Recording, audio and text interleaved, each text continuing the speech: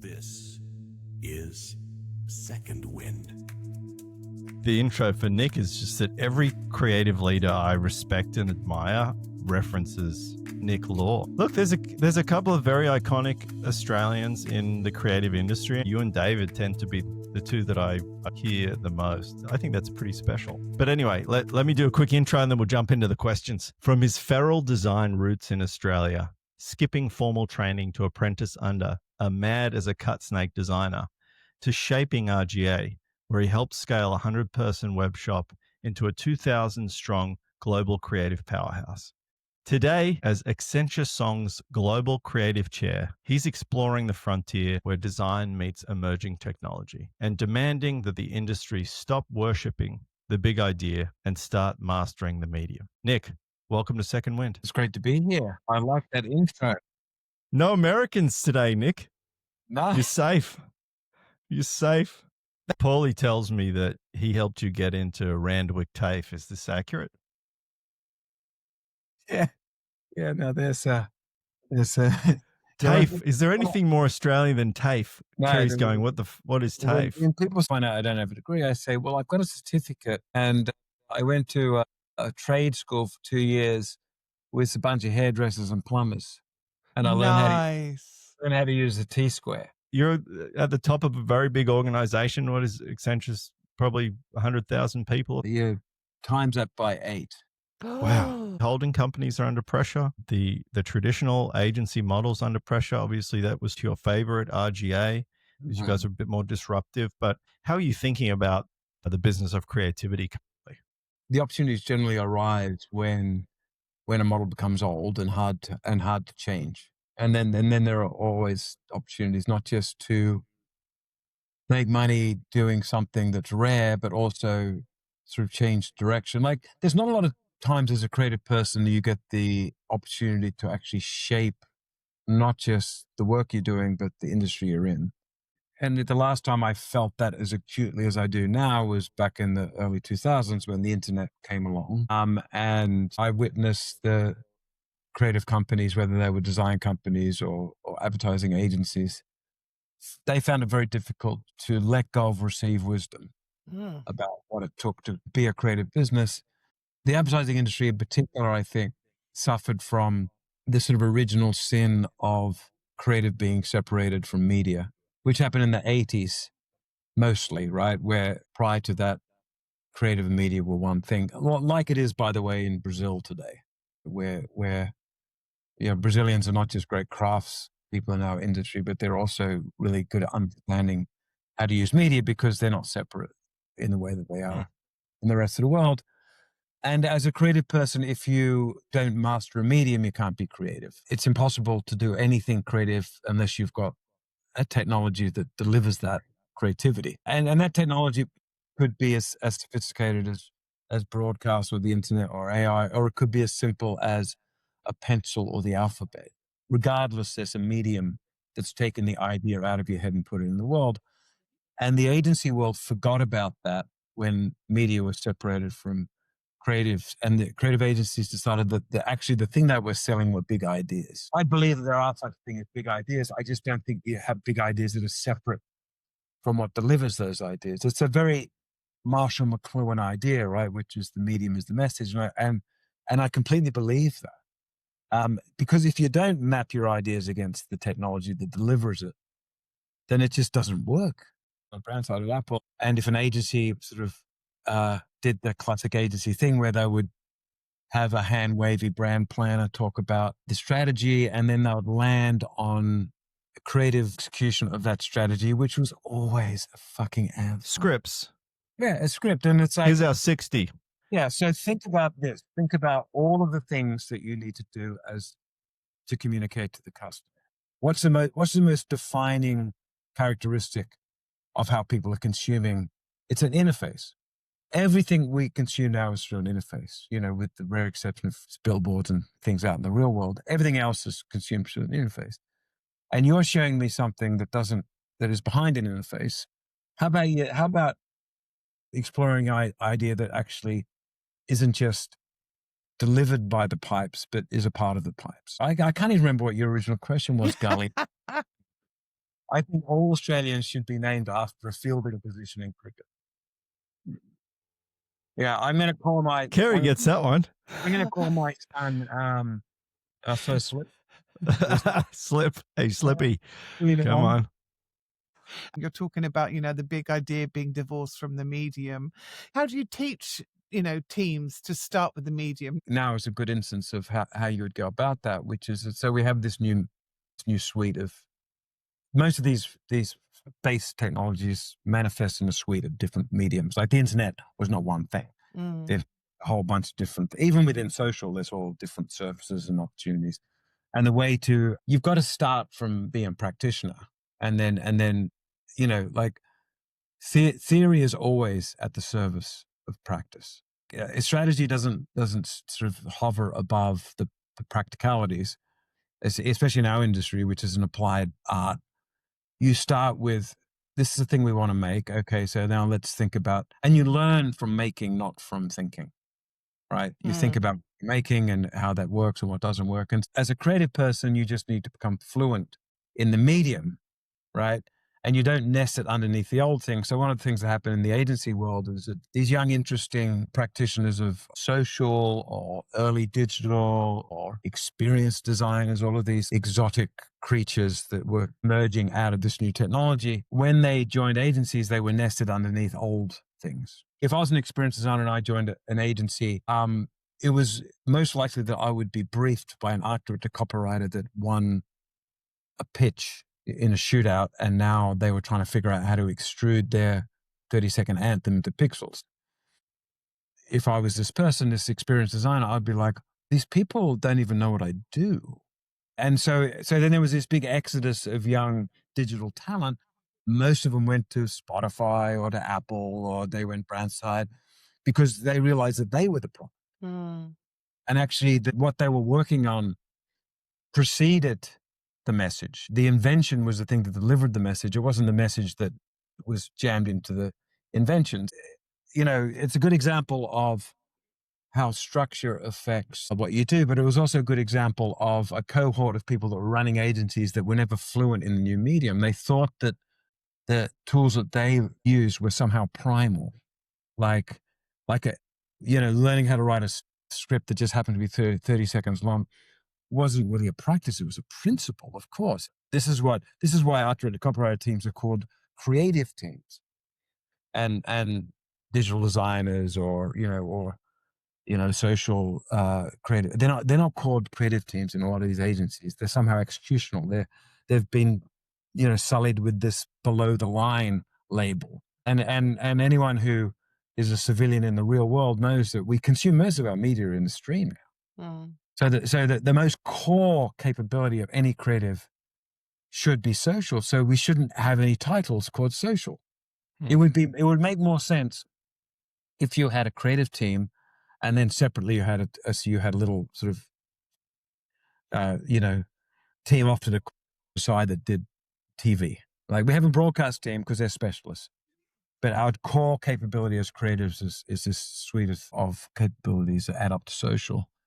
We don't need to say it because it should be just like water. Anyway, again, I've gone off on a sort of rant. I love it. But let's stay there for a rant. minute, because the eyeballs on social and in feeds, we tend to gravitate there. That's where the audience is. The chasing of the novel, the space that we can measure. Humans like numbers. We like rankings. We like feedback. And digital's very good with feedback. Social's very good. I spent 5 years in Ohio, right? Deep research into what are Midwest mums. What's your take on the industry's obsession with young people, with new, with different, with social, with digital? You pursue things that are novel if you think that they're going to become really important. So it was obvious to me when I first opened the Mosaic browser with a dial-up modem that this was going to become the default way to consume media. It was so obvious to me. It wasn't obvious, by the way, to newspaper editors who thought that they should give away their content for free on the internet so that people would buy physical papers. So that's a complete lack of imagination. So, novel is only interesting if you can imagine it becoming core, or you can see a business there. Social is not a young person's medium right now. In fact, Facebook, I think, is is for those Ohio moms mostly, right? As an example, that social, which is a lumpy set of different surfaces that some of which are more about consuming entertainment than it is about connecting with your friends, although it's still called social. If you're a brand that its value is best, expressed in the physical world, that isn't a really important thing. In fact, you could argue that physical is going to become more valuable as the digital membrane across everything we do becomes more ubiquitous. But it's a lot harder to scale physical than it is digital. So there's always going to be a sort of a need for brands to figure out how to live in these digital systems. I think the acid test for any narrative piece is how it does in social.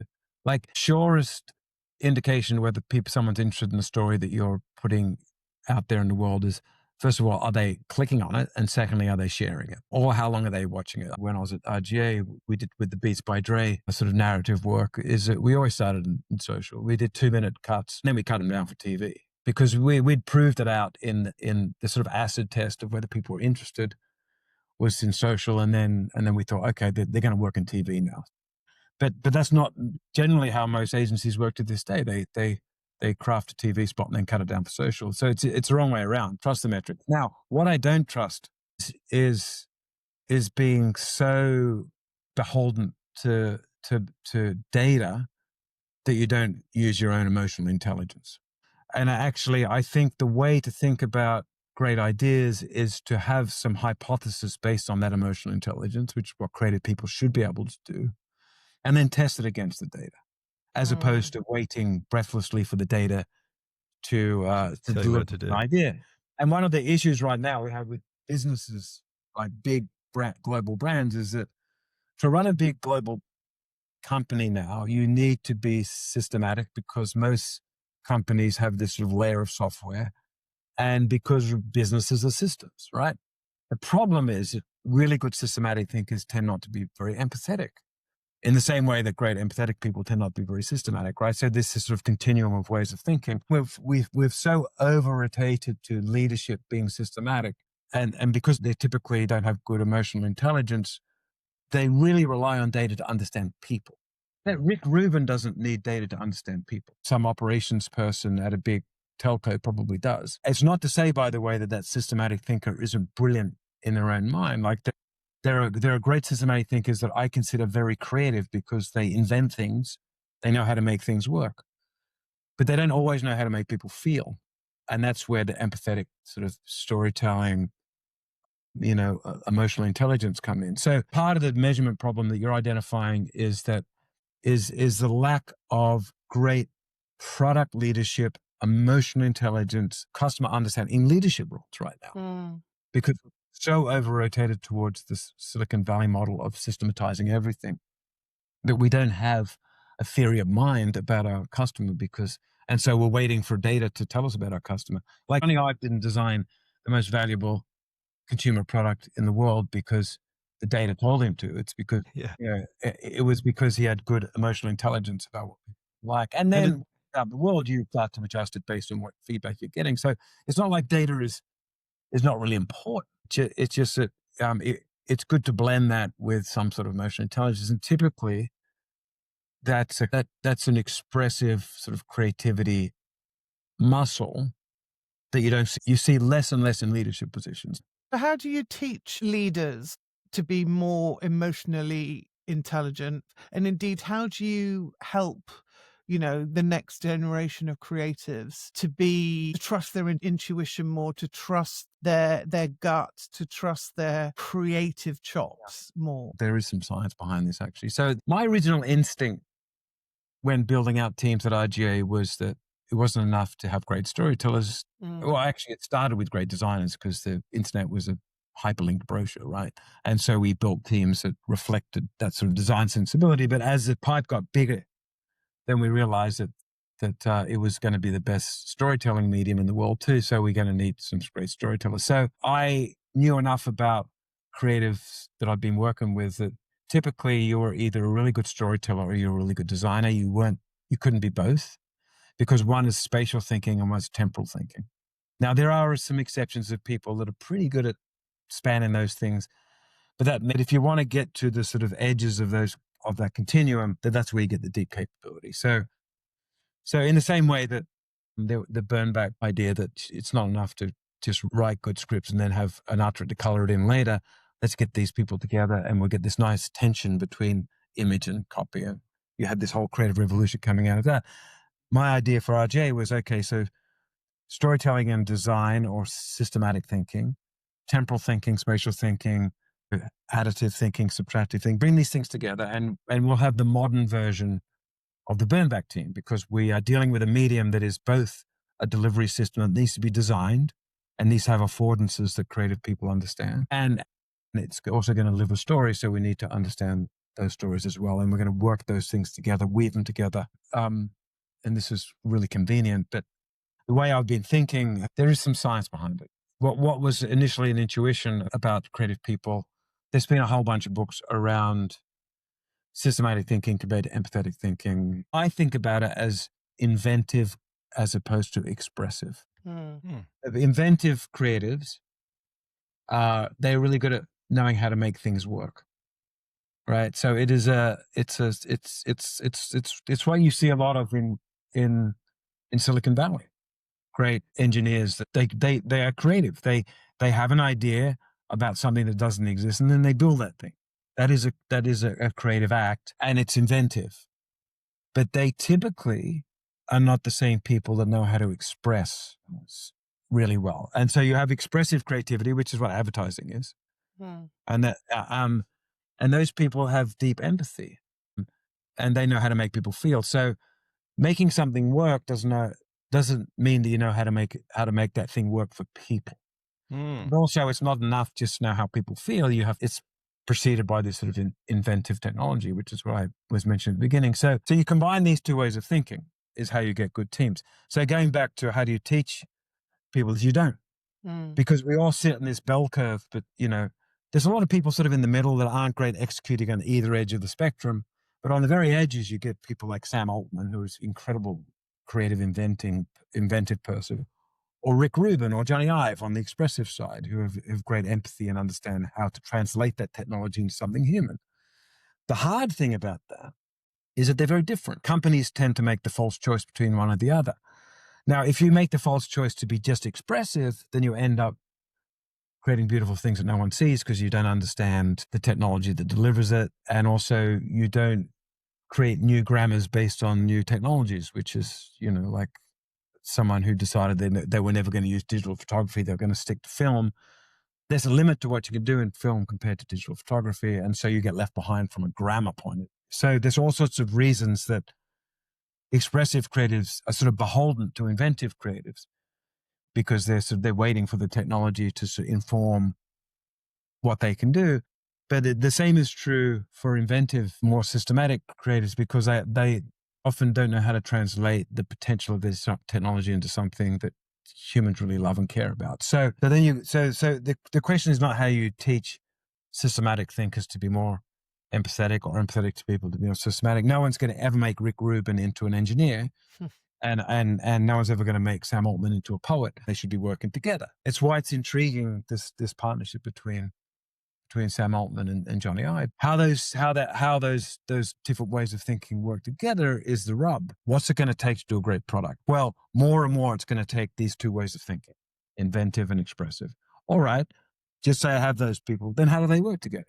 Well, there's a process piece to it, there's a structure piece to it, there's the conditions, how you connect it all together with people to people, and now people to machines and machines to machines. So there's a whole taxonomy of connections you need to figure out. There's a whole process you need to figure out. And it's different to what we were doing 5 years ago. So you got to reverse engineer your whole company based on the thing you want to deliver. I worry about the agency world, because when I look at the output from most of these big agencies, they haven't even figured out the fucking internet. How are they going to figure out AI? They still have what was an incredible inventive sort of organizational structure back in the late 50s, which was art, to copyright. They still think that that's this sort of received wisdom that will never change. And clearly there's a limit to what that team could do. It doesn't mean that team isn't still valuable, but it's not valuable without a whole bunch of other different ways of thinking, and especially this more systematic way of thinking. What's so interesting now for the industry is how to reinvent itself. You can't make new things until you remake yourself. Why it's so interesting and such a huge opportunity is it's so hard to remake yourself. The pain that it takes to do the new thing and to reorganize yourself, only a few people can figure it out. Just a few people that figure out take all of the prize. They take the prize. They take the prize because it's hard to do. At RJ, Barry Waxman and I used to go to Canada every year and go into excruciating detail, not just about showing the work, but also how we got there. This is how we structure our teams. This is how because we knew that these other agencies would love our work, but never be able to do the hard work to structure, figure out how to sell software, figure out how to work with people with Asperger's. It's just too easy to think, well, the thing that made me famous and really good at my job is still really important. I don't need any help. We're just going to figure out how to make this new thing. And it never works. Film's been resilient. I started at DDB Sydney and I was at First Bombs when they got acquired by Dentsu. There was an attitude within these more inventive folks, digital shops, including RGA, that digital was going to take over everything, and film directors were going to be these sort of like roadkill, on our way to domination. Endless feed of video and social has revived film. I agree with that. And that's why RGA shifted from being a design company to a stories and systems company, and we started to hire people from the traditional agencies because they're good storytellers, but we applied that talent to a different medium, right? Because there is a difference between consuming video in your feed than it is sitting in front of a TV. So Bob Greenberg used to say that there's a whole new editing grammar that emerged out of MTV because there was this need for really inexpensive, interesting music videos. When you say film, it's like, what you're really talking about is storytelling. After Cannes, I was speaking to our agency people and about the big opportunities that we've got from a storytelling point of view. And I took a really well-known agency's Instagram feed that had all their work in it. And I took a screen grab of me scrolling through all their work on Instagram, right? And then I put next to it me scrolling through a bunch of generative AI storytellers that I follow on Instagram, right? In fact, I had to be really thoughtful because there's so many good ones that I had to just choose a few that stylistically, even from a storytelling point of view, put them next to each other and just had this scroll. And I showed this to the teams. Where's your eye going right now? I tell you where it wasn't going. It wasn't going to the agency. Because the grammar of advertising has become so hermetically sealed from culture. Because of this, the whole texture of the storytelling reflects more about what they think advertising is than it is about sort of thinking about new techniques and new ways of using this technology. And this agency on the left has been around for like 100 years. The people on the right had become fluent in this technology in the last 3 months. And they were Now, is this a fair test, though? I'm going to just Well, it's not a test, though, is it? Yeah, but how much of that is because of the clients? So there's it doesn't even matter. Yeah. It doesn't even matter what the conditions It's just are. ambition. This is what we should. Well, no, yeah. what matters is that people are looking at the stuff on the right and the left. That's all that matters. Yeah. Now, if a client doesn't realize that, that's their fault. When I've been closer to the more traditional agencies, is that one of the big mistakes they made when they gave up being product first companies, either financialized themselves to such an extent that they forgot about the product, or they became so account led that they outsourced their model to their clients. You have to, as a creative agency, be able to say no to clients. Otherwise, you're not offering a vision. If you're not offering a vision, you're a production company. Okay, if you're a production company, then you're going to be downstream of all these changes, and you're going to be in a position right now production companies are, which is that they're going to disappear because the technology that creates these, we are so close to everything being cameraless, so close. Now, that doesn't mean, by the way, that people still don't listen to music on vinyl. There, of course, people are going to be rattling around with cameras, but it's going to be artisanal. That's not where the business is. If we can't follow where the business is, I think it's the only fair comparison is what do people find interesting. And what No one cares about our problems with clients or the fact that they're giving away creative because because they're getting their money from media. No one cares about that. The customer doesn't care. So what are you finding interesting? Because so many people, so many industry leaders will cite you as a massive influence on their life. Who's influencing you?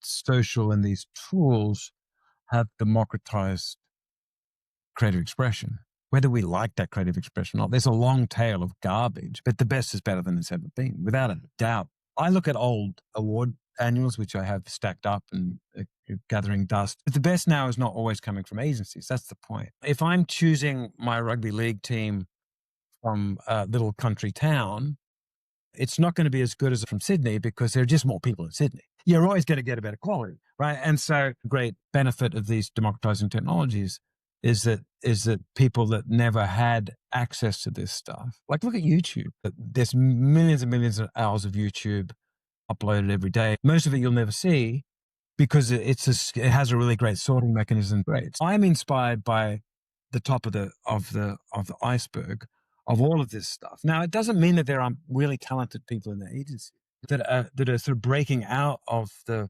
sort of advertising industrial complex and just playing with these tools and doing amazing stuff because they're talented. They're so talented. This is the thing about the agency world is that there's still great talent. But there was great talent in the magazine world in 2005.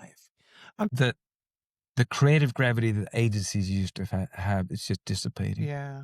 And I mentioned this in passing, but I think part of the reason is at some point, the people that were running these big companies and holding companies were just not product people. They didn't see the value in something that you couldn't scale and replicate because they were looking at the enterprise as a system. And the thing that you could scale was media. That created a situation where these big holding companies started to give away creative if they got the media.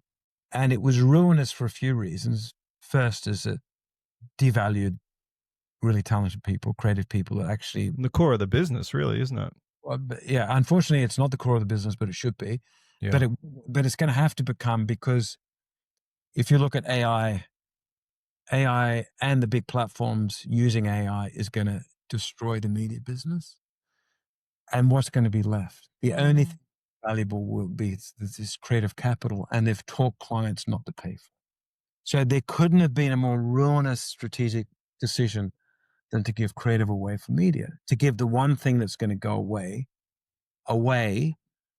right, for the one thing that's going to be valuable in the future, which is human creativity. The next version of of the companies that our creative friends are going to be working for will not be these agencies.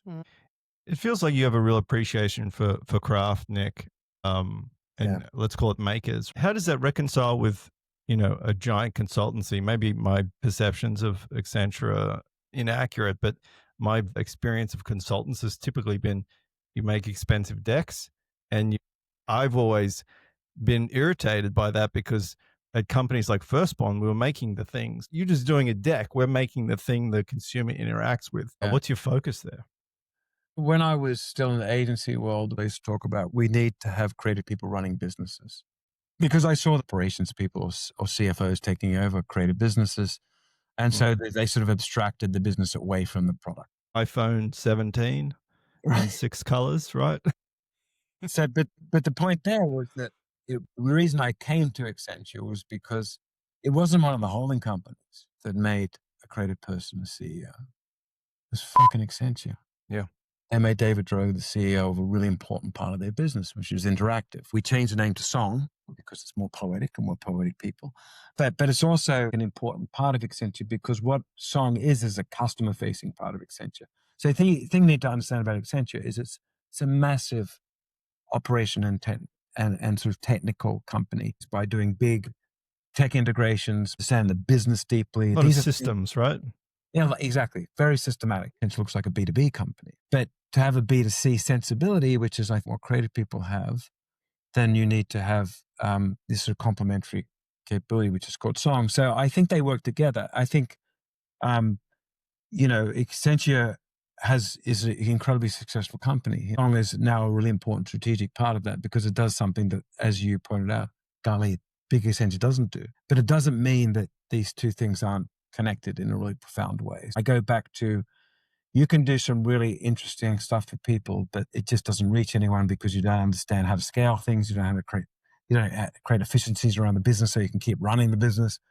So there is always a business facing part of Accenture, and then there's a customer facing part, and understanding how those two things work together. Because what you want to do is you want to create something that's valuable for the customer, but also for the business. Otherwise you die as a business. To do both of those things, you need to be fluent in both sides of the coin of, business facing and customer facing. And that's what our role at Song is. So Song would look a lot more like what you would consider a creative company, because to make things for customers, you need to understand people and make useful and interesting things. But to build businesses, you have this other infrastructure piece and this business intelligence piece that Accenture has. No company's perfect, but there is a nice symmetry between those things.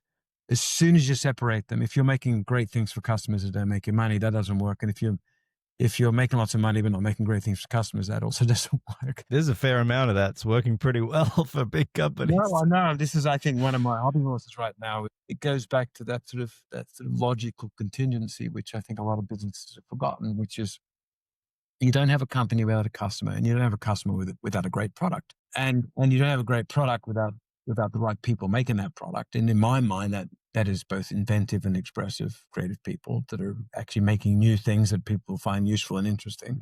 And then you've got to click down to, okay, so what do you do with those people? How do they work? What are the conditions for creating something?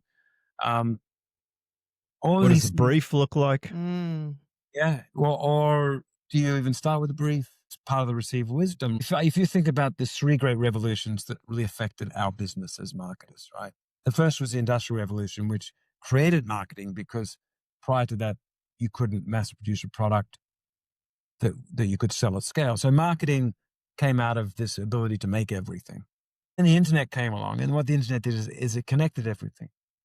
And so as soon as you connect everything, then the sort of marginal cost of its services goes down to zero, and the ability to inform people about physical things around the world is not just local. It's so you get these network effects. And so that created a new way to think about marketing, which meant that you need to think about, how to connect people with all of these opportunities. And the thing about AI is it combines everything. It's a synthetic technology, right? It takes all of those things, all those nodes in the network that we've connected, and turns it into often one thing. So it's a generalized technology, which means that all of a sudden the ability to connect, for example, different functions in a company becomes a lot easier. Like one of the things that the clients I speak to talk about, the thing that makes it hard for them to create great customer experiences is that their marketing people are one silo, and then their service people are another silo, their commerce people are another silo, and their sales people are another silo. And even within marketing, you've got this holy war between brand and performance, and they're working together. And we see this all the time. Hang on a sec. Why are they chasing me around the internet with this thing I just bought over here from the same company? It's because they're no. So then you think about what's not happening here. What's not happening is that they're not being connected. Well, if what AI does is it productizes all the data into this more generalizable, then it combines everything. It's not. I'm not saying this is easy to do, but we're going to get there. So that sort of dissonant customer experiences that you feel right now, at least theoretically, they're going to be singing off the same song sheet. And then what becomes the most important thing? Creativity, understanding people, doing beautiful things that no one's ever seen before. What's been the hardest lesson to learn in business? Oh, that's a great question. We got him, Kerry. We got him. I think it's understanding trade-offs. It's hard for young people to understand trade-offs. It's not enough to do something excellent. It's got to be a business.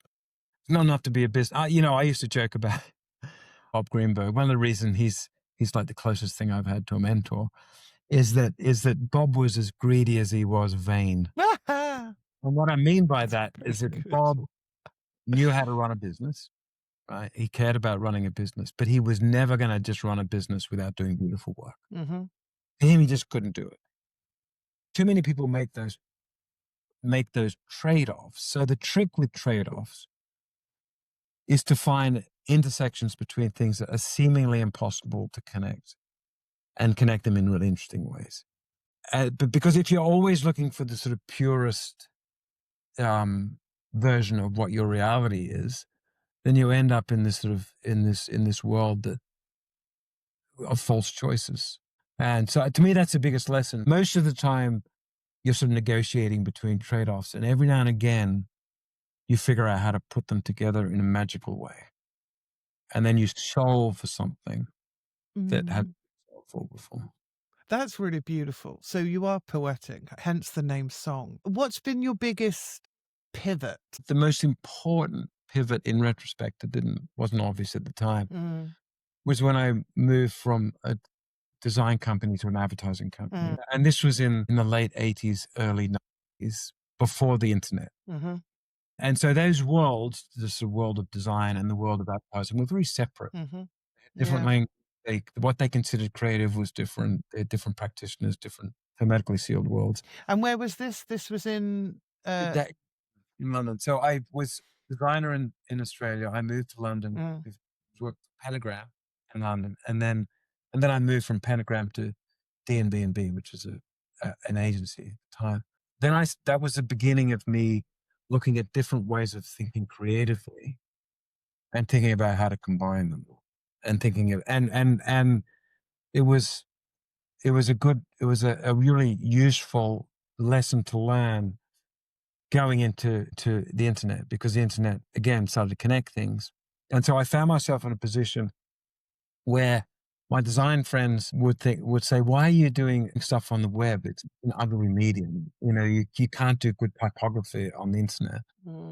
And my advertising friends were like, are you crazy? This is rubbish. You can't even stream videos on the internet. It's such a lo-fi thing. But it was obvious to me that at some point, the internet was going to eat everything. Yeah, it was going to be a tipping point. And it was also going to bring these things together.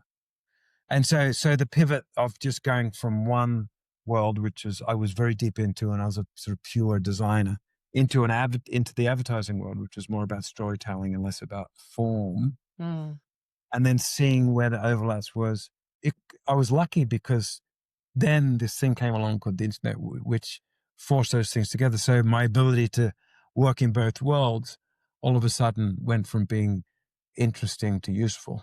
How much of your design background plays into your leadership style? The first act of any creative company is to design itself. And then you need to communicate that and get people inspired by it. It's a 1-2 punch, but it starts with design and ends with advertising. When the internet came along, these big agencies thought that they had solved the problem when they told a better story about the internet. Colleen DeCourcy present the last slide of a deck. We're interactive all after they've shown all of the, Here's our banners. And that exactly. And Microsite. We made a lot of money on microsites. The storytelling, the change was a storytelling problem when actually it's a design problem. Change is a design problem. I don't think my design background would have been as useful if things weren't changing. Interesting. Right? Because then you can apply your sort of design thinking to that. On that spectrum between inventive and expressive, I'm sort of in the middle. My role has been to stitch them together because I have enough literacy across those two worlds. That's why people, especially in the agency world, they saw the design piece because I applied it to the company itself. Now, I also applied it to an aesthetic and care and the sort of care that design can convey. Storytelling is still the best social contagion, right? What is your advice to CMOs? I think they need to reorganize. If there's 3 cohorts, it can, right? There's the brands, there's the big platforms, who are the ones that are paying for all the parties, and then there are the agencies. What's interesting at this can was that I've never seen a bigger separation between those 3 cohorts. What I saw from the platforms like the Googles, the Metas, the Microsofts, the stuff that they were promising is coming true. And so if you saw some of the VO3 stuff, that it's incredible. It's incredible, right? They're shipping the stuff that they were talking about a few years ago. So they were really optimistic. So if you got the tone of the platforms, they're like, it's a brave new world. Then on the agency side, and the best that they could do to contribute to the conversation at CAM was to say human creativity still matters, which, by the way, I really agree with. But then if you click down from that statement, they had no idea about what that meant. Like, so what does that mean for the business? What does that mean for how you structure things? How do humans work with these models? Like all the specifics about how to deliver something, which is what the platforms just did, they had no answers for. So it was very hand wavy, right? And then the brands, who are in the end the people that, are our clients, I could just see their gaze start to drift away from the agencies towards the platforms. I would actually argue there was a fourth group. Creators were definitely a bigger Yeah, star at exactly. Cannes. Point. And I would sort of bundle production people and creators in the same loose bucket. They make things, right? Yeah. And I think it was really interesting to see how much energy and attention was on creators. They're creators, right? Mm. And why that is so interesting that you say that they're a part of the production community, because the production community, I think, if I think about the relationship between these models and humans, right? I think that the thing that we're not going to have to worry about, which is unfortunate for production companies, is the how. The how is going to be dealt with. Now, it might take a bit of time for these things to refine. We can only do 15 seconds in VO3 right now. At some point, but the exponential, these things are changing, right? So we're not going to have to worry about the how. Like the years of me figuring out how to create 200 layer Photoshop files and put drop shadows on things, it's gone, right? You're not going to worry about the how. What you're going to worry about, and what humans are uniquely good at worrying about, is the why and the what. And the why is, what's your ambition? What's your intention? Only a human can have ambitions about humans. In the end, it's going to be in front of a human, which is the what. What's the experience? What's the end experience? There's going to be a human deciding whether that's great or not. So in a way, it's strategy, which is your ambition, and taste, which is the what. And in the middle, it is going to be solved for. But the middle is going to be nothing without the top and the bottom, without the why and the how. So you've got this huge swath of industry and skill sets, and me learning how to do paste up and Photoshop and edit and all that stuff disappearing. And then you've got this really essential human thing, right? That's going to separate all the middle from everyone else who are doing all the middle, right? Because everyone's going to be able to just do it, which is strategy, right? What have you got to say? What's your intention? Is it the right, thing culturally? Then what creativity has always been, which is just making good choices. Now, and those good choices, by the way, are informed by 10,000 hours of knowing what earning looks like, what a good edit looks like. How do you design an interface that has a right affordances? Where does hierarchy work? How does color work? All of those things, you'll get some approximations from the middle, but those approximations are going to be something that anyone can do. And so then you come in and you start making decisions. And that's what creativity is. So I am not worried about a world where humans aren't in the loop, because humans are the only thing that fucking matter. I'm interested in your advice to juniors trying to break into the industry, because I think we've seen a lot of those systems fall down. It sounds like it might be start creating. I think get your hands on the tools. There's this moral panic right now that there's really two industries where we're seeing a lack of young people get hired right now because of AI. One is customer service, because you can automate a lot of that, right? And the other one is richly ironic, is coding, right? Engineering, because actually these models are really good at doing basic coding. Every single technology that comes along, the big change happens generationally. The big changes in productivity happen when people that grew up with this technology enter the workforce. So if I'm young right now, I'm mastering these technologies, and most of these kids, I think, just naturally are going to be using this stuff, because the barrier to entry is basically zero, right? And we're talking about TikTok, Instagram, these types of I'm talking about the tools. model. I'm talking about the models. I'm talking You're about talking about AI. Okay. ChatGPT. I'm talking about Gemini. And how do they use it without shortcutting the 10,000 hours? Oh, that's really. I think there's a certain people that surrender to the technology and don't develop because of that. All right. And then there are some people that take advantage of the fact that you can manipulate it. They're high agency people, and they create new things and learn more because of it. So you want to be one of those people, right? It's a little bit like I tell my kids that they should be creating more than they're consuming, because it's just too easy to consume right now. Yeah. It's too easy to sit and just scroll. make sure that you're creating as much as you're consuming, because otherwise you're surrendering to the technology instead of manipulating, right?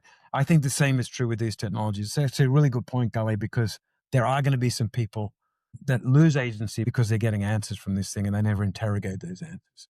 So high agency people that interrogate this stuff, manipulate it on their behalf. That's what I'd say to young people. If you want to get on top amongst it.